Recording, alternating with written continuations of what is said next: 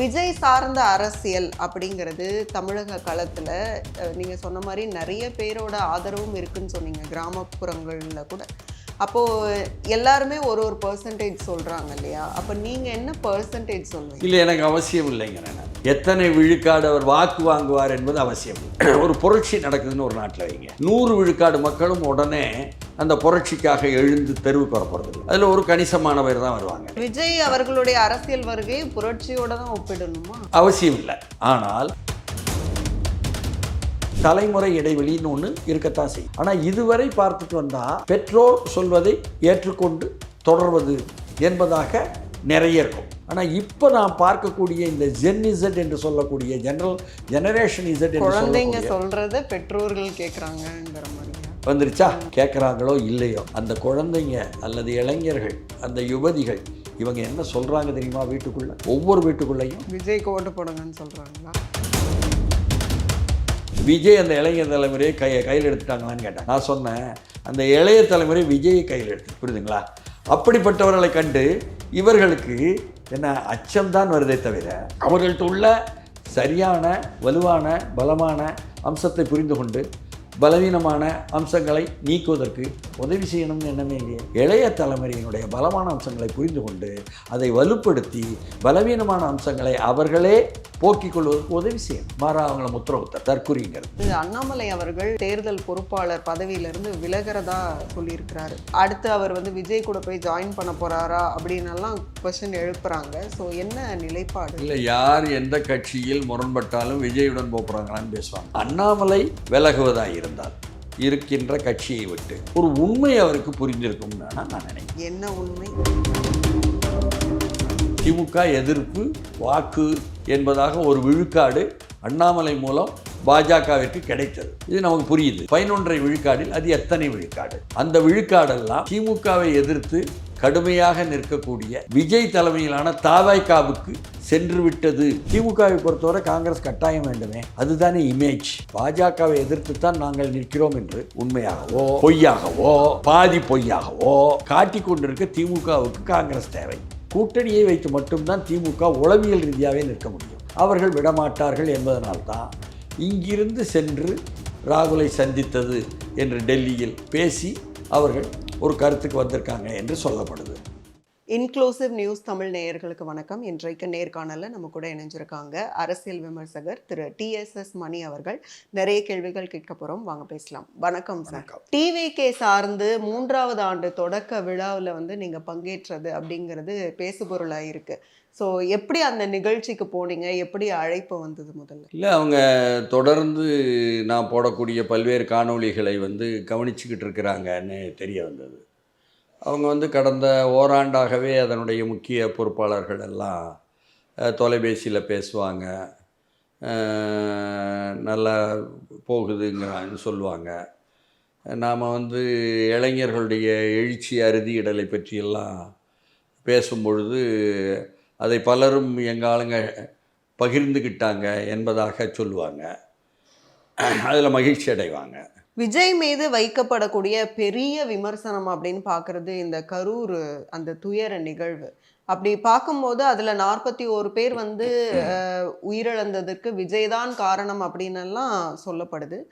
ஆனால் நீங்கள் சொன்ன மாதிரி அந்த மெரினால நடந்த அந்த விபத்துமே எதிர்பாராமல் நடந்தது, கூட்ட நெரிசல், அதுலேயுமே உயிரிழப்புகள் இருக்குது. அப்படிங்கும்போது அப்போ அந்த அந்த பாதுகாப்பு இல்லாமல் அவங்கள வச்சிருக்கிறது அப்படிங்கிறது யாருடைய குறைபாடு அப்படிங்கிற கேள்வியை எழுப்பும்போது நீங்கள் அந்த கேள்வியை எழுப்புறீங்க.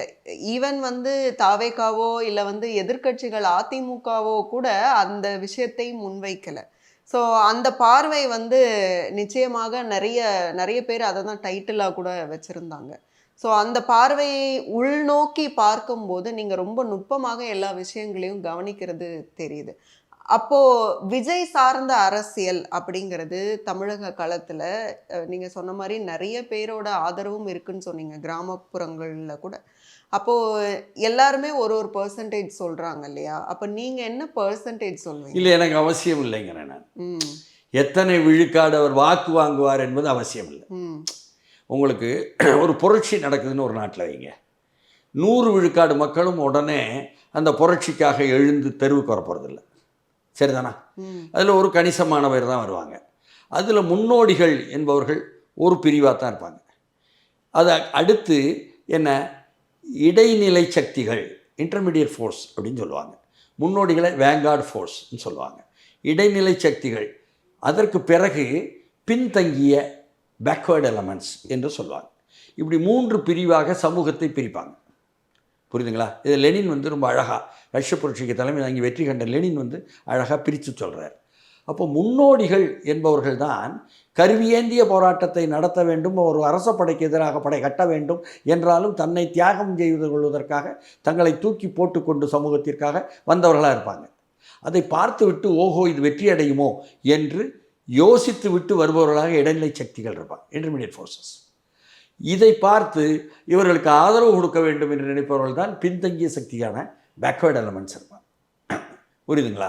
அப்போது அவர்கள் பின்னால் இருப்பவர்கள் வந்து இவர்களுக்கு சோறு போடலாம், உதவி செய்யலாம், எடுத்து கொடுக்கலாம், இல்லைங்களா? அந்த வேலைகள் தான் செய்வாங்க. அப்போது முழுமையாக ஆனால் வாக்களிப்பது என்று நீங்கள் வந்தீங்கன்னு சொன்னால் தேர்தல் பாதை என்பது அதில் வந்து அத்தனை பேரும் வாக்களிச்சாங்க. விஜய் அவர்களுடைய அரசியல் வருகையை புரட்சியோட தான் ஒப்பிடணுமா? அவசியம் இல்லை. ஆனால் உண்மையில் இது சமூகத்தில் இருக்கின்ற ஒரு நிகழ்வு. இதை நான் இப்படி பார்க்கிறேன். நீங்கள் தேர்தல் அரசியல் மட்டும்தான் அரசியல்னு சொல்றீங்க எல்லாரும், நான் உடன்படலை. ஆனாலும் அந்த தேர்தல் அரசியலில் என்ன கருத்துன்னு கேட்குறீங்க, நான் கருத்து சொல்லணும். ஆனால் அதற்கும் வந்து நிற்பது யாருன்னு சொன்னால் இதே போன்ற மானுடத்தில் உள்ள பிரிவுகள் தான். அப்போ முன்னணி படைப்பிரிவு என்பவர்களும் கூட அங்கே வந்து ஈடுபட்டு செயல்படத்தான் செய்வாங்க எந்த கட்சி அரசியலிலும். அதில் இளைஞர்கள் என்பது வேறுபடுத்தி நிற்கிறார்கள். இந்த சமூகத்தில் முதியவர்கள் என்று சொல்லக்கூடிய எல்டர்ஸ் வேறுபட்டு நிற்கிறார்கள். நீங்கள் நல்லா விசாரித்து பார்த்தீங்கன்னா இந்த 2K கிட்ஸ்ன்னு சொல்லக்கூடியவங்க, ஜென் இசட் என்று சொல்லக்கூடியவங்க, அது ஜென் இசட்னு கூட சொல்ல ஆரம்பிச்சிட்டாங்க. அது generation X, generation Y, generation இசட்னு சொல்லுவாங்க அங்கே ஐரோப்பிய நாடுகளில். அதிலிருந்து நமக்கு வந்துச்சுங்க. புரியுதுங்களா? அப்போது அப்படிப்பட்டவர்கள் என்று இன்று கல்லூரி மாணவ மாணவிகள், நேற்றைய கல்லூரி மாணவிகள், முந்தா நேற்ற கல்லூரி மாணவ மாணவிகள், இவர்களெல்லாம் கூட முதன்மையாக வருவாங்க. அதுக்காக அந்த கல்லூரிக்கு செல்லாதவர்களும் கிராமத்தில் வருவாங்க. இந்த இளைஞர்கள் எல்லாரும் என்னன்னா ஏதாவது மாற்றத்தை விரும்பினாங்க என்பது இயல்பாக இளைஞர்களுக்கு இருக்கக்கூடிய துடிப்பான பார்வை. ஆனால் இந்த ஒவ்வொரு தலைமுறைக்கும் பார்த்திங்கன்னா நம்ம காலத்துக்கும் நம்ம அப்பா காலத்துக்கும் தாத்தா காலத்துக்கும் தலைமுறை இடைவெளின்னு ஒன்று இருக்கத்தான் செய்யும் இருக்கு. ஆனால் இதுவரை பார்த்துட்டு வந்தால் பெற்றோர் சொல்வதை ஏற்றுக்கொண்டு தொடர்வது என்பதாக நிறைய இருக்கும். புதிய அளவுக்கு வளர்ச்சி கொண்டு வந்திருக்காங்க எங்கள் பிள்ளைங்க என்று பெருமையாக பெற்றோர் சொல்வதாக இருக்கும். ஆனால் இப்போ நான் பார்க்கக்கூடிய இந்த ஜென் இசட் என்று சொல்லக்கூடிய ஜெனரேஷன் இசட் என்று குழந்தைங்க சொல்கிறத பெற்றோர்கள் கேட்குறாங்கங்கிற மாதிரியா வந்துருச்சா? கேட்குறாங்களோ இல்லையோ, அந்த குழந்தைங்க அல்லது இளைஞர்கள், அந்த யுவதிகள், இவங்க என்ன சொல்கிறாங்க தெரியுமா? வீட்டுக்குள்ளே, ஒவ்வொரு வீட்டுக்குள்ளேயும் விஜய்க்கு ஓட்டு போடுங்கன்னு சொல்கிறாங்களா? நீங்கள் ஓட்டு போடுறதுக்கு போங்க, நான் வந்து நாட்டு வாழ்க்கையை பற்றி பேசுகிறேன், குடும்ப வாழ்க்கையை பற்றி பேசுகிறேன். டேடி யூ டோன்ட் நோ எனிதிங்னு சொல்கிறாங்களா இல்லையா? சொல்கிறாங்க. அப்போது இது தமிழ்நாட்டில் மட்டுமா? மலையாள நாட்டில் இருக்கா இல்லையா? தெலுங்கு நாட்டில் இருக்கா இல்லையா? இந்தி நாட்டில் இருக்கா இல்லையா? ஆங்கில நாட்டில் இருக்கா இல்லையா? உலகம் பூரா இருக்குல்ல. அப்போ உலகம் பூரா இந்த ஜென் இசட் வந்து வேறுபட்டு நிற்கிறார்களா? இதுவரை வந்த தலைமுறை மாதிரி இல்லாமல் இதை முதியவர்கள் என்ற அந்த மூத்தோர் என்ற எல்டர்ஸ் என்ற நான் தான் கொப்பன் அலமுத்து பேரன் என்று நினைக்கக்கூடிய அந்த பெற்றோர் உணர்ந்தார்களா? உணராதது தானே அந்த இளைஞர்களை இழிவுபடுத்துவது, அவர்களை தற்குறி என்று முத்திரை குத்துவது. அவர்கள்ட்ட பிழையே இல்லைன்னு நான் சொல்லலை. Daddy you don't know anything என்று சொல்பவர்கள் அடுத்து என்ன செய்கிறாங்க அதை நான் விமர்சிக்கிறேன். உள்ளபடியே அவர்கள்ட்ட உரையாடும் பொழுது விமர்சிப்பேன். எப்படின்னா, நீங்கள் எல்லாருமே கூகுள் ஆண்டவரை தான் நம்புறீங்கன்னு கிண்டல் பண்ணுவேன். கூகுள் ஆண்டவர்னோடனே அவங்களுக்கு சுருக்குங்க. நாம் இணையத்தை பார்த்து விட்டு அதிலிருந்து தானே எல்லாமே எடுக்கும். அதுதான் இவர் சுட்டி காட்டுறாரு, நியாயம்தானோ என்று தோணும். அடுத்து சொல்லுவேன், ஏயா ஜிபிஎஸ்ஸை வச்சுக்கிட்டு நீ வாகனத்தில் போனால் முட்டுச்சந்தில் முட்டி நிற்கிற இடம் நிறைய உண்டா? ஆமாங்கன்றாங்க ம். இல்லையா? நீ வாகனம் என்ன இருசக்கர வாகனமோ 4 சக்கர வாகனமோ 3 சக்கர வாகனமோ பயணம் செய்யாதவங்களே இல்லை, ஓட்டாதவங்க அல்லது பயணம் செய்யாதவங்க இல்லை. அப்படி இருக்கும் பொழுது ஒத்துக்கோங்க. அப்போ அவர்களை புரிய வைப்பதற்கு நாம் அணுகணும். அப்படி இல்லாமல் நாங்கள் சொல்கிறது தான் எல்லாம் முழுமை, அதை கேள் என்று முதியவர்கள் சொன்னார்களானால், பெற்றோர்கள் சொன்னார்களானால் அது பலிக்காது, வருகின்ற தலைமுறையிடம் பலிக்காது. இதுதான் ஆளும் கட்சிக்காரர்களுக்கு. இளைய தலைமுறை வரக்கூடிய ஒன்று, அதாவது விஜய் அந்த இளைஞர் தலைமுறையை கையில் எடுத்துட்டாங்களான்னு கேட்டாங்க. நான் சொன்னேன், அந்த இளைய தலைமுறை விஜயை கையில் எடுத்திருக்கேன். புரியுதுங்களா? அப்படிப்பட்டவர்களை கண்டு இவர்களுக்கு என்ன அச்சம்தான் வருதே தவிர அவர்கள்ட்ட உள்ள சரியான வலுவான பலமான அம்சத்தை புரிந்து கொண்டு பலவீனமான அம்சங்களை நீக்குவதற்கு உதவி செய்யணும்னு எண்ணமே இல்லையே. ஒரு மனிதன் எப்படி சிந்திக்க வேண்டும், எப்படி முடிவெடுக்க வேண்டும், எப்படி செயல்பட வேண்டும் என்பதை வெளியே இன்னொரு மனிதன் தீர்மானிக்க முடியுமா? முடியாது. இதைத்தான் நாங்கள் மார்க்சிசம்னு சொல்கிறோமே, அதில் டயலெக்டிக்ஸ் என்று சொல்கிறோமே, அது உலக கண்ணோட்டம் என்று சொல்லக்கூடிய சித்தாந்த பார்வை. அதில் என்ன சொல்கிறோம் என்று கேட்டிங்கன்னு சொன்னால், தெளிவாக ஒரு பொருளினுடைய மாற்றங்களை அந்த பொருளுக்கு உள்ளே உள்ள முரண்பாடுகள் தான் தீர்மானிக்குமே தவிர வெளியே உள்ள சக்திகள் தீர்மானிக்க முடியாது. ஒரு பொருளுக்கு உள்ளே உள்ள முரண்பாடுகள் அதனுடைய மாற்றத்தை தீர்மானிக்கும் பொழுது வெளியே உள்ள சக்திகளுடைய பங்கு என்ன? உதவி செய்ய முடியும்.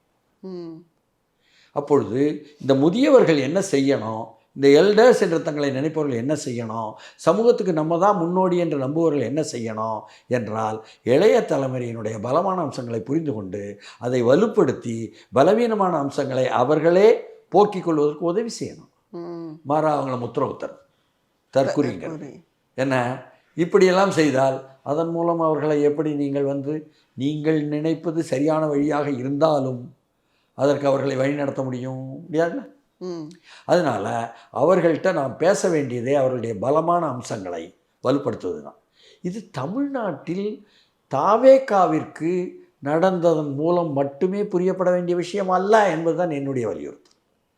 உலகம் பூரா நடக்குங்க, எல்லா ஊர்லேயும் நடக்குங்க, எல்லா நாட்டிலையும் நடக்குங்க, இந்த குறிப்பிட்ட காலகட்டத்தில் நடக்குங்க, இந்த குறிப்பிட்ட ஜென்இசட் மூலம் நடக்குங்க என்பதை நான் சுட்டி காட்டினேன். ஆக்சுவலி நடப்பு அரசியல் அப்படின்னு பார்க்கும்போது அண்ணாமலை அவர்கள் அந்த கட்சியை பொறுத்த வரைக்கும் பேசுபொருளாக தொடர்ந்து இருப்பவர். அவர் இப்போ திடீர்னு 6 அந்த தொகுதிகளுடைய தேர்தல் பொறுப்பாளர் பதவியிலிருந்து விலகிறதா சொல்லியிருக்கிறாரு.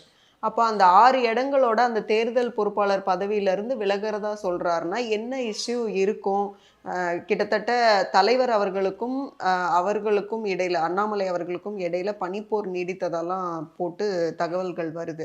ஸோ அடுத்து அவர் விஜய் கூட போய் ஜாயின் பண்ண போகிறாரா அப்படின்னெல்லாம் கொஸ்டின் எழுப்புறாங்க. ஸோ என்ன நிலைப்பாடு? இல்லை, யார் எந்த கட்சியில் முரண்பட்டாலும் விஜயுடன் போகிறாங்களான்னு பேசுவாங்க.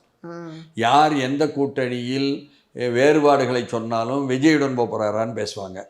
இது இன்றைக்கி திமுக அதிமுக அல்லாமல் ஒரு சக்தியாக வளர்வதனால் என்ன எல்லோரையும் விஜய் கூட போகிறாங்களான்ட்டு பேசுவாங்க. இப்படி பேசுவதற்கெல்லாம் ஆதாரங்களும் தேவையில்லை, அடிப்படையும் தேவையில்லை.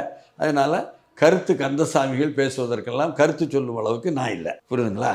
என்ன ஆனால் அண்ணாமலை என்னுடைய முயற்சிகள் அப்படி அவர் விலகுவதாக இருந்தால் இருக்கின்ற கட்சியை விட்டு ஒரு உண்மை அவருக்கு புரிந்திருக்கும்னு நான் நினைக்கிறேன். என்ன உண்மை? தமிழ்நாட்டில் பாஜகவிற்கு இடமில்லை தமிழ் மக்கள் மத்தியில் அப்படின்னு அவர் புரிஞ்சுக்கிட்டு வெளியே போவாரா?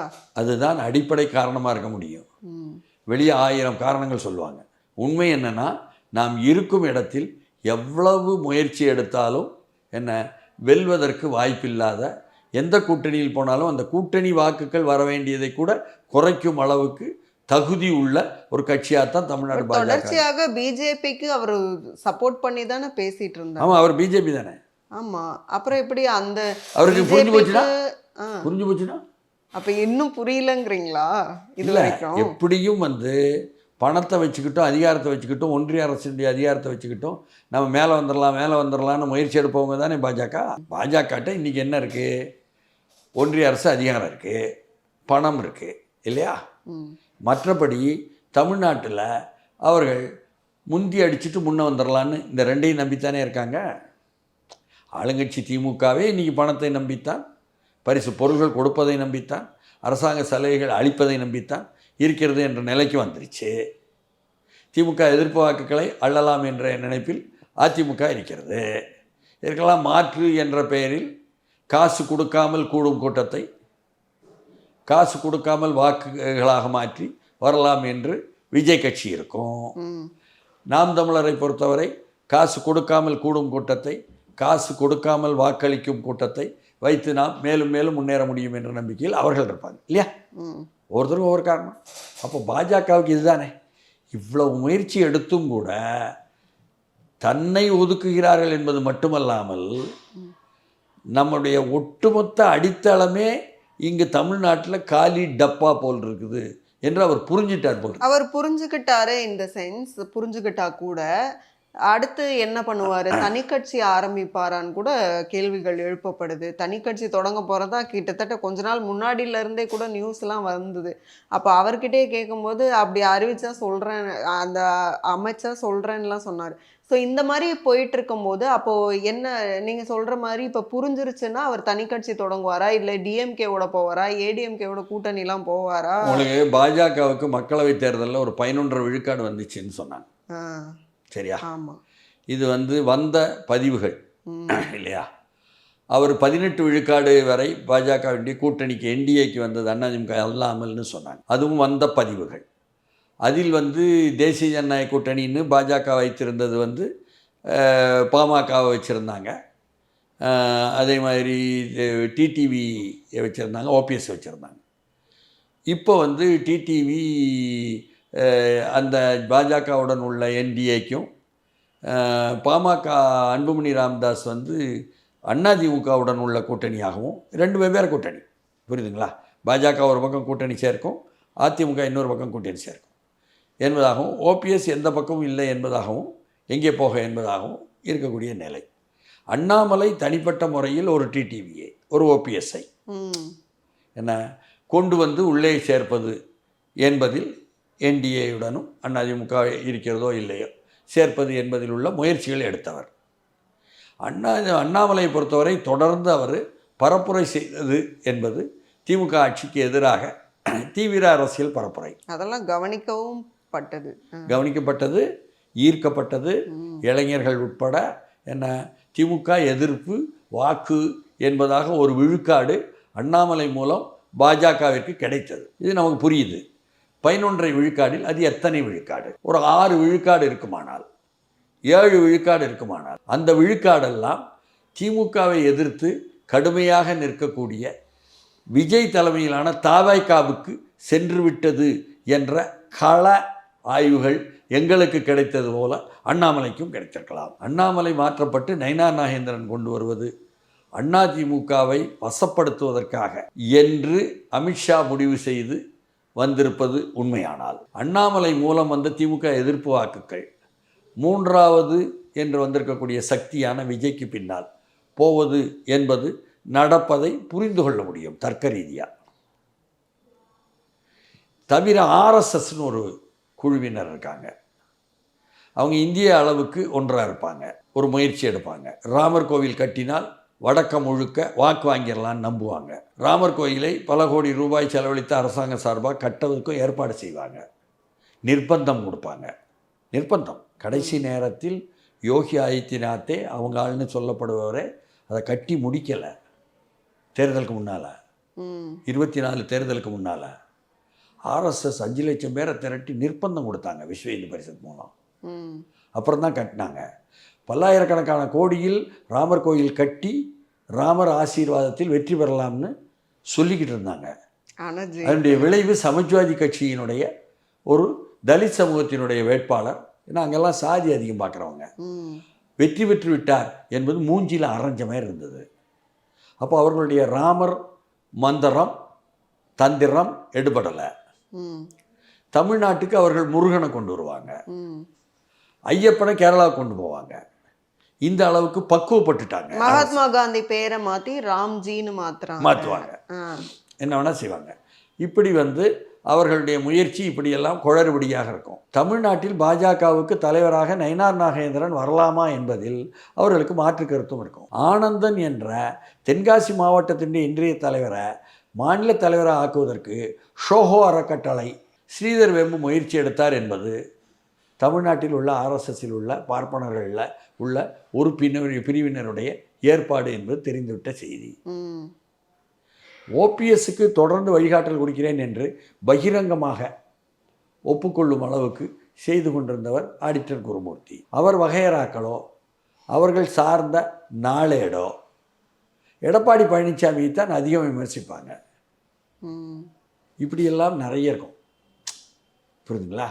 இந்த குளறுபடிகள் மத்தியில் சிக்கி தான் கொண்டு வந்த வாக்குகளையும் இழக்க வேண்டிய நிலை வருதே என்று அண்ணாமலை சிந்தித்தாரான்னு நமக்கு தெரியாது. விஜய் சிங்கிள் மெஜாரிட்டியில ஜெயிக்க முடியும்னு நீங்க கருதுறீங்களா? நான் ஒண்ணுமே கருதலையே. நான் ஆர்வடம் செல்பவன் அல்ல என்பதை நான் கருதுறேன். தேர்தல் முடிவுகளை இப்பொழுதே எதையாவது சொல்ல முடியும் கணிப்பு என்பதை நான் ஏற்கலை.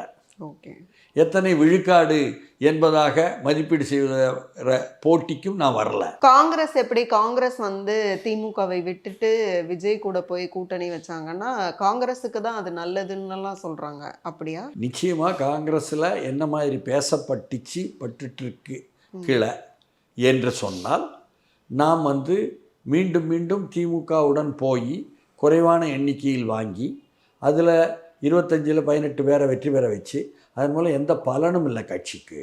மாறா நம்ம பல இடத்துல நின்று காங்கிரஸ் கட்சி 67 ஆட்சியை இழந்தவர்கள் தமிழ்நாட்டில் பல 10 இடத்துலையும் வேலை செய்து கட்சியை உயிர்ப்பித்தல் என்பதற்கு எதிர்காலத்திற்கு உதவியாக இருக்கும் என்று நம்புவது இருக்கத்தான் செய்யுது.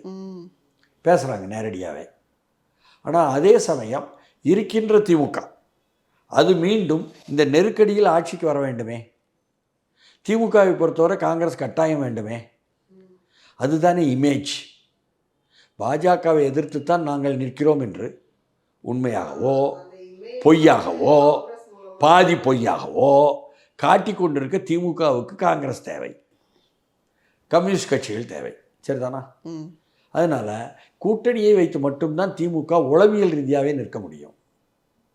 அவர்கள் விடமாட்டார்கள் என்பதனால்தான் இங்கிருந்து சென்று ராகுலை சந்தித்தது என்று டெல்லியில் பேசி அவர்கள் ஒரு கருத்துக்கு வந்திருக்காங்க என்று சொல்லப்படுது. அப்படி கூட்டணியோட ஒரு பக்கம் திமுகங்கும் போது கூட்டணி வாய்ப்புகள் எதுவும் இதுவரைக்கும் வராத போதும் விஜய் அவங்க கூட வெர்சஸ் போட்டுக்கிறது அப்படிங்கிறது அது எப்படி அந்த அளவுக்கு ஈக்குவல் ஆயிட்டாங்களா டிவிக்கே? இல்லை தாவேக்கா எவ்வளோ பலம் பெற்றிருக்கிறார்கள் இல்லையா என்பதை விட காங்கிரஸ் வெளியே வர தயாரா இல்லையா என்பது தீர்மானிக்கும். காங்கிரஸ் வெளியே வர வேண்டாம், திமுகவே ஒப்புக்கொள்கிறது பல விஷயங்களை. இப்போ கொஞ்சம் எண்ணிக்கை கூட்டி கொடுக்கவும் ஒப்புக்கொள்கிறது. ஒரு 2 மாநிலங்களவை கொடுத்து ஒன்று உறுதியாக பாசமரத்துக்கு. அதனால தான் அவர் இறங்கி அவருடைய மகன் உட்பட என்ன திமுக தான் நமக்கு கூட்டணின்னு வெளியில் ரகசிய கூட்டங்கள்லாம் நடத்துகிறாங்க, அது வேறு விஷயம். ஆனாலும் என்ன அப்படி அது தவிர உள்ளாட்சி தேர்தல்களில் டீசென்ட்ரலைசேஷன் ஆஃப் பவர் என்ன அதிகாரத்தில் பங்கு என்பது வேண்டும் என்ற நிலைப்பாட்டையும் அவர்கள் சேர்த்து வைக்கிறாங்க. அப்படி வைக்கும் பொழுது இவை எல்லாமே ஆட்சியில் பங்கு என்பது உட்பட தேர்தலுக்கு பிறகு நம்ம பேசிக்கலாம், எங்களை நம்புங்க என்ற வார்த்தைகளை சொன்னதனால திமுக தலைமை அவர்கள் நம்பி என்ன ஒப்பந்தத்தில் கையெழுத்து போடுவதற்கு கூட வருவார்கள் என்று எதிர்பார்ப்பிருக்கு. மிக்க நன்றி. உங்களுடைய நேரத்துக்கும் கருத்துக்களுக்கும் மீண்டும் இன்னொரு சந்தர்ப்பத்தில் பேசலாம். மிக்க நன்றி சார்.